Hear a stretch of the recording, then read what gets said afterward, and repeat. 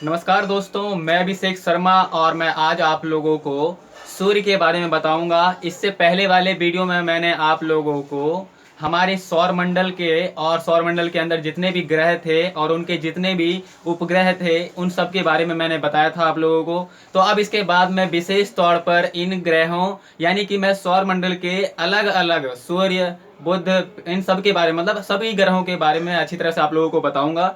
तो आज जो है मेरा टॉपिक वो है सूर्य। तो मैं आज आप लोगों को सूर्य के बारे में बताऊंगा कि सूर्य कितना बड़ा है, क्या है, कैसे है, क्यों है और कब तक है। तो मैं आज आपको सारी कुछ बताऊंगा। और जब हम बात करते हैं सूर्य की, तो जब हम सूर्य की बात करते हैं तो सूर्य जो है हमारे सौर मंडल का, या यूं कहूं कि हमारे आकाश गंगा और हमारे जो पूरी गैलेक्सी का एक मध्यम उम्र का या मध्यम आकार का एक तारा है। और इसकी मैं वैसे बताऊं आप लोगों को कि जो सूर्य है ये मुख्यतः हाइड्रोजन और हीलियम से बना है।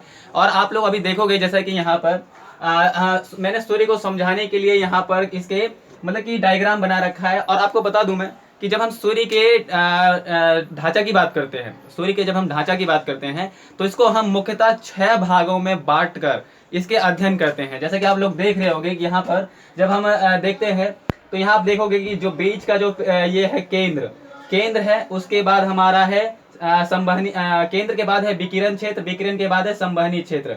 आप देख सकते हो ये आंतरिक संरचना है। आंतरिक संरचना में जब हम बात करते हैं तो सबसे अंदर का जो भाग है, जो कोर है, उसे केंद्र कहते हैं। और केंद्र की जब हम तापमान की बात करेंगे तो जब हम केंद्र की तापमान की बात करते हैं तो वो लगभग 15 मिलियन डिग्री सेल्सियस इसके केंद्र के तापमान का है। और जब इसी के साथ जब हम धीरे धीरे इसके ऊपर जाते हैं तो इसकी तापमान घटते जाती है। और वहीं जब हम इसके प्रकाश मंडल, जो कि प्रकाश मंडल इसका सबसे ऊपरी परत है, जब उस पर हम जाते हैं तो देखते हैं कि वो लगभग 5500 डिग्री सेल्सियस का उसका तापमान होता है, वो भी बहुत अधिक है। तो अब मैं आपको आप जैसे कि देख रहे हो यहाँ पर कि ये जो केंद्र है, केंद्र की तो मैंने आपको बता दी कि 15 मिलियन डिग्री सेल्सियस है। उसके बाद जब हम बात करते हैं इसके ऊपरी भाग को, जो कि है विकिरण क्षेत्र, आप विकिरण क्षेत्र को देख सकते हो, ये ज्यादा सघन नहीं है, मतलब कि केंद्र सबसे ज्यादा ठोस है, फिर उसके बाद जो विकिरण क्षेत्र है वो कम ठोस है, फिर उसके बाद संवहनी जो क्षेत्र है वो कम ठोस है। तो ऐसे मतलब धीरे धीरे इसकी जो संरचना है वो ठोस से तरल की तरफ जाती है। और ये मुख्यतः देखो दोस्तों, ये जो पूरी तरह से जो बनी है ये हाइड्रोजन से बनी है, हाइड्रोजन और हीलियम से बनी है। तो आप यहाँ देख सकते हो कि इसको हम सूर्य को 6 भागों में बांटते हैं। सबसे अंदर से मैं शुरू करूंगा, केंद्र, फिर है विकिरण क्षेत्र, फिर है संवहनी क्षेत्र, फिर उसके बाद है हमारा प्रकाश मंडल, फिर है क्रोमोस्फियर, और क्रोमोस्फियर के बाद है हमारा कोरोना। कोरोना की जब हम बात करते हैं तो दोस्तों ये जो कोरोना है ना, ये क्या है कि जो लपटें उठती हैं आग से, लपटें जो मतलब कि सूर्य से जो लपटें उठती हैं, तो उसी लपटों को हम मतलब कि कोरोना नाम देते हैं। और प्रकाश मंडल का आपको बता दूं मैं कि जो हम पृथ्वी से मतलब कि अभी हम पृथ्वी पर खड़े हैं और जब हम सूर्य की तरफ देखते हैं तो हमें जो भी दृश्य दिखता है सूर्य का वो है हमारा प्रकाश मंडल। और हम प्रकाश मंडल को ही देख के बताते हैं कि हाँ सूर्य है या क्या है।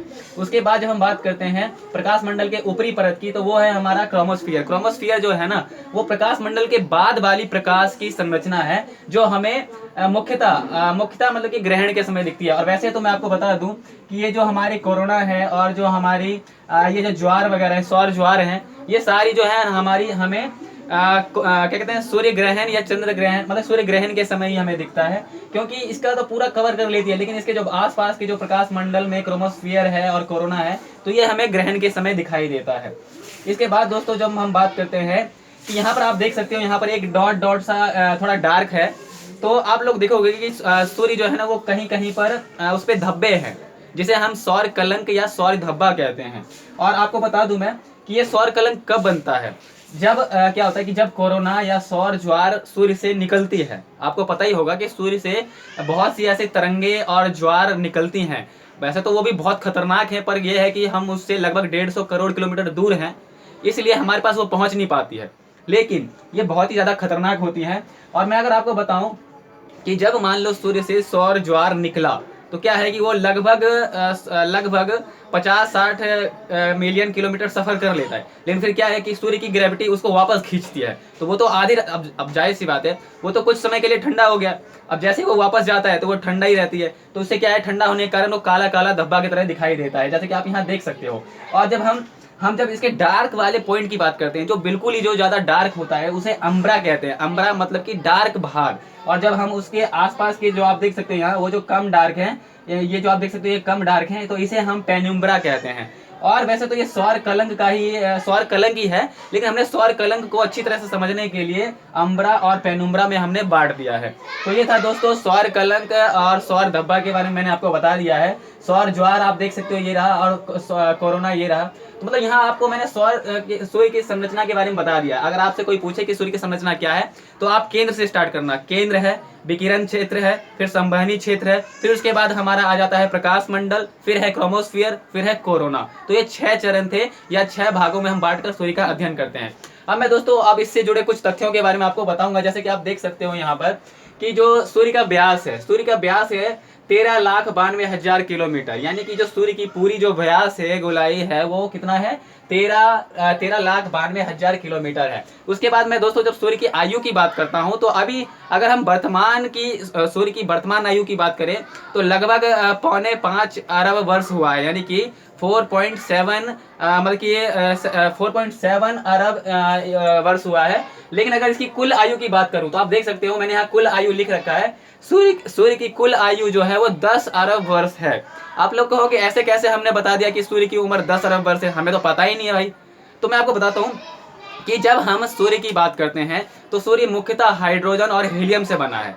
आपको पता है सूर्य एक सेकंड में मतलब सूर्य 1 सेकंड चमकने के लिए लगभग 600 मिलियन हाइड्रोजन की खपत करता है। और हाइड्रोजन जो है सूर्य को चमकने का एक पेट्रोल है, ईंधन है, जिसके वजह से सूर्य चमकती है। तो वही मैं कह रहा हूं आपको कि सोचो जरा कितनी बड़ी रकम है। 600 मिलियन टन 1 सेकंड में मात्र चमकने के लिए खपत करती है सूर्य।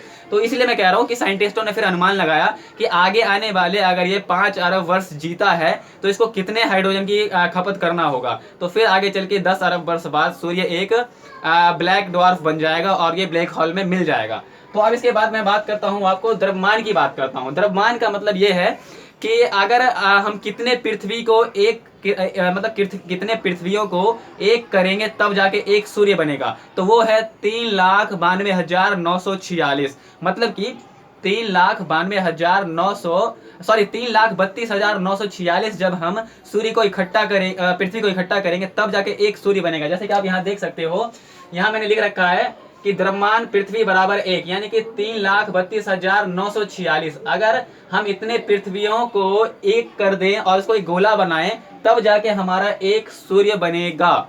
इसके बाद हम बात करते हैं अब सूर्य के पास जैसे कि अब मैं बात करता हूँ, यहाँ आप देख सकते हो कि सूर्य के पास कोई भी अपना उपग्रह नहीं है और इसके पास कोई भी अपनी पट्टी नहीं है। मतलब कि अगर हम बात करते हैं कि जैसे पृथ्वी के पास अपना एक उपग्रह है, जैसे कि चांद कहते हैं, तो उसी प्रकार सूर्य का कोई अपना उपग्रह नहीं है और इसकी कोई पट्टी भी नहीं है। इसके बाद जब हम बात करते हैं दोस्तों कि पृथ्वी पर सूर्य की प्रकाश को पहुंचने में कितना समय लगता है, तो वैसे तो आपको पता ही होगा कि सूर्य का प्रकाश पृथ्वी पर पहुंचने में लगभग 8 मिनट लगता है। लेकिन ये मैं पूरा बताऊं आपको, 8 मिनट 16 सेकंड का टाइम पूरी तरह से लगता है पृथ्वी पर सूर्य को पहुंचने में।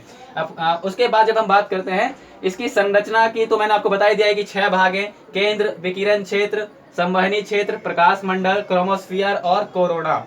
इसके बाद दोस्तों मैं आपको बताऊं कि जो सूर्य है वो अपने अक्ष पर पश्चिम से पूर्व की ओर घूमता है और ये लगभग 25 दिन में घूमता है। मतलब कि जैसे मैंने आपको बताया होगा कि इसकी घूर्णन गति जो है अपने अक्ष पर, मतलब कि मैं भी ऐसे घूम रहा हूँ, तो ये मैं कितने दिन में घूम रहा हूँ, तो ये सूर्य जो है अपने अक्ष पे ही एक चक्कर पूरा करती है पृथ्वी के 25 दिन के बराबर।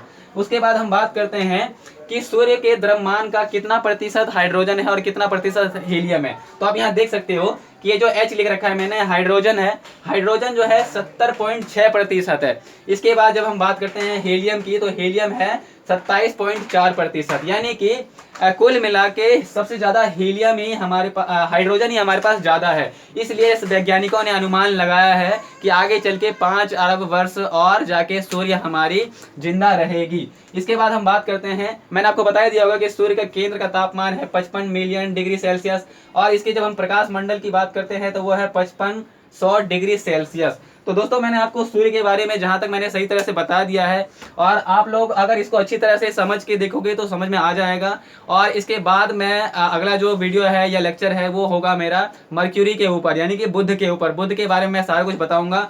और बिल्कुल, तो दोस्तों आप यहाँ देख सकते हो सूर्य के बारे में मैंने आपको सारा कुछ परिचय दे दिया है। आप इसकी एक स्क्रीनशॉट ले सकते हो। धन्यवाद।